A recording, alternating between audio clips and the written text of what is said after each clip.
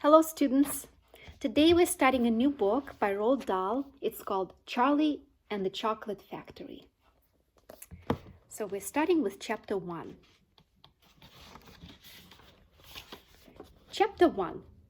Here comes Charlie. These two very old people are the father and mother of Mr. Bucket. Their names are Grandpa Joe and Grandma Josephine.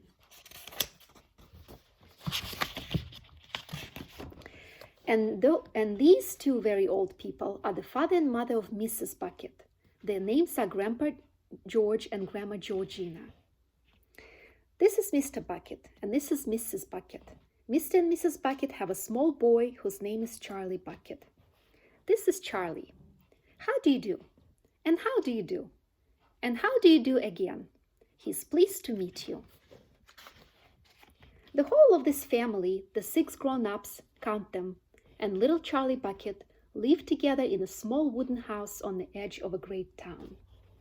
The house wasn't nearly large enough for so many people, and life was extremely uncomfortable for them all. There were only 2 rooms in the place altogether, and there was only 1 bed. The bed was given to the 4 old grandparents because they were so old and tired. They were so tired they never got out of it. Grandpa Joe and Grandma Josephine on this side, and Grandpa George and Grandma Georgina on this side. Mr. and Mrs. Bucket and little Charlie Bucket slept in the other room upon mattresses on the floor. In the summertime, this wasn't too bad, but in the winter, freezing cold draughts blew across the floor all night long, and it was awful. There wasn't any question of them being able to buy a better house, or even 1 more bed to sleep in. They were far too poor for that. Mr. Bucket was the only person in the family with a job. He worked in a toothpaste factory where he sat all day long at a bench and screwed the little caps onto the tops of the tubes of toothpaste after the tubes had been filled. But a toothpaste cap screwer is never paid very much money. And poor Mr. Bucket, however hard he worked and however fast he screwed on the caps, was never able to make enough to buy 1/2 of the things that so large a family needed.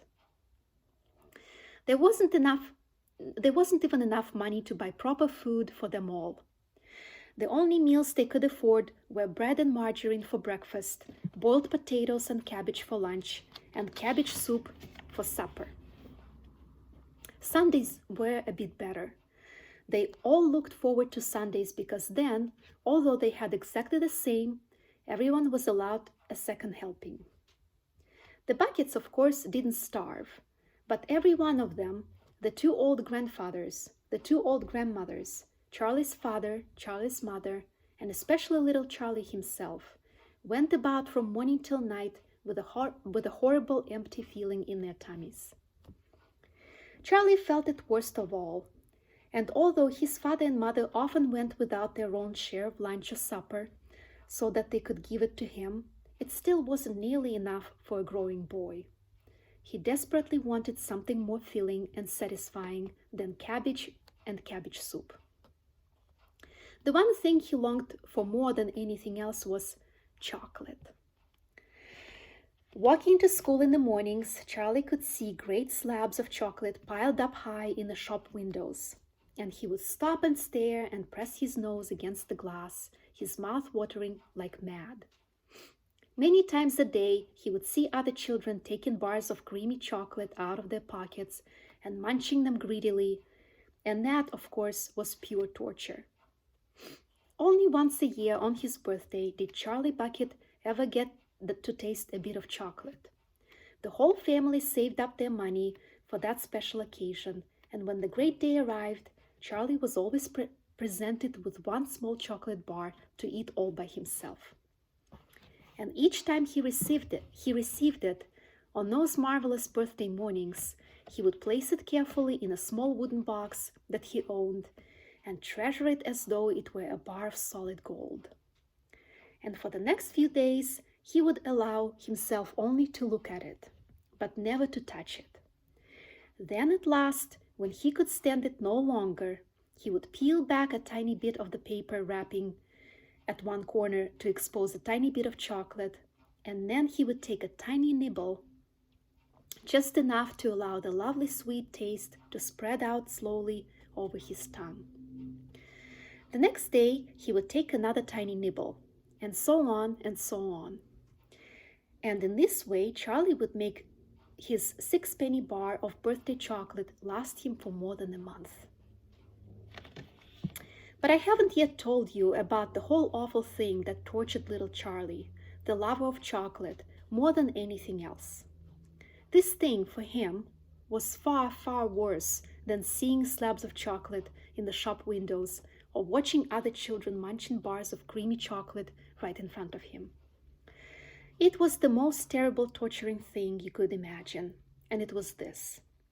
In the town itself, actually within sight of the house in which Charlie lived, there was an enormous chocolate factory. Just imagine that. And it wasn't simply an ordinary enormous chocolate factory either. It was the largest and most famous in the whole world. It was Wonka's factory, owned by a man called Mr. Willy Wonka, the greatest inventor and maker of chocolates that there has ever been. And what a tremendous, marvelous place it was. It had huge iron gates leading into it and a high wall surrounding it, and smoke belching from its chimneys, and strange whizzing sounds coming from deep inside it. And outside the walls, for half a mile around in every direction, the air was scented with the heavy, rich smell of melting chocolate.